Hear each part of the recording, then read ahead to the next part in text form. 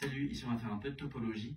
On va montrer la compacité du compact le plus connu du monde. C'est dans un espace métrique, tu prends une suite convergente, tu prends sa limite, et ben direct ça te fait un compact. Faut bien rajouter la limite, sinon tu prends une suite qui tend vers 0, dans R par exemple, enlève 0, c'est pas compact parce que c'est même pas fermé. Il faut bien que ça converge, sinon tu peux avoir des... Enfin, ça serait même pas obligé d'être borné si ça convergeait pas. Donc les hypothèses sont plutôt raisonnables.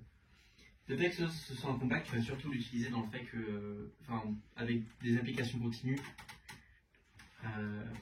quand tu auras des caractérisations séquentielles, quand tu auras des énoncés du type pour tout compact qui se passe ça, le plus généralement tu as envie d'utiliser ça, tu as envie de montrer une propriété séquentielle et utiliser ça, appliquer la compacité à cette suite. Ok. Donc on va montrer que ça c'est compact. Il y a une preuve qui utilise la compacité au sens tout de suite amener une valeur d'adhérence mais qui est très longue. Enfin qui n'est pas très longue mais qui est un peu embêtante. L'idée c'est qu'on prend une suite à valeur de xn ou la limite de xn et on fait une disjonction de cas. Soit on contient une infinité de xn bornées, et dans ce cas-là on extrait et on a une suite quasi constante donc elle converge. Soit pour tout n, il y a un nombre fini de xn qui sont plus petits que n, tel que l'indice est plus petit que n. Et dans ce cas-là, tu montres que si tu coupes les premiers termes, tu converges vers la limite des xn. Voilà, donc ça c'est la preuve séquentielle mais qui est un peu nulle. Donc on va faire la preuve de la compacité qui utilise les unions et d'ouvert. Donc ça on l'écrit comme union de oméga i en ouvert, de E, D. Ok. La compacité, normalement c'est des ouverts qui sont des ouverts pour la topologie induite. Donc ça veut dire que les ouverts dxi, enfin les ouverts de ce compact là, a priori, c'est pas des ouverts au sens de mon espace métrique.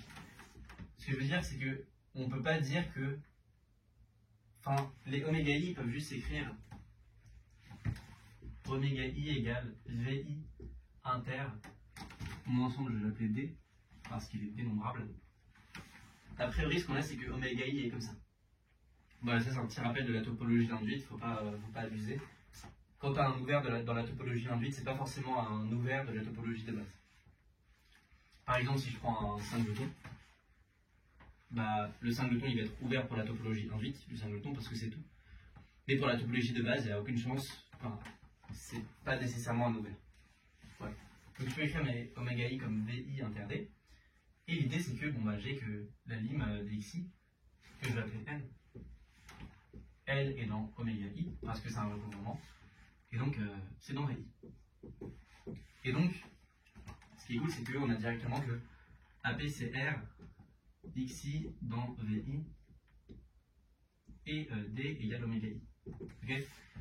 Donc, à partir d'un certain rang, tous les xi sont dans oméga i et c'est terminé à partir de là parce que les autres, tu dis juste que eux, les xi, tel que i est plus petit que l'indice à partir duquel tout est dans oméga i.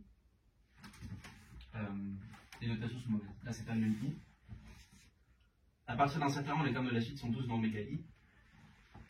Et ensuite, je prends juste des ouverts qui correspondent au xj pour j plus petit que grand n et grand n l'indice à partir duquel on est dans oméga i. Voilà. Donc voilà, exemple très important d'ensemble compact et que tu vas utiliser tout le temps.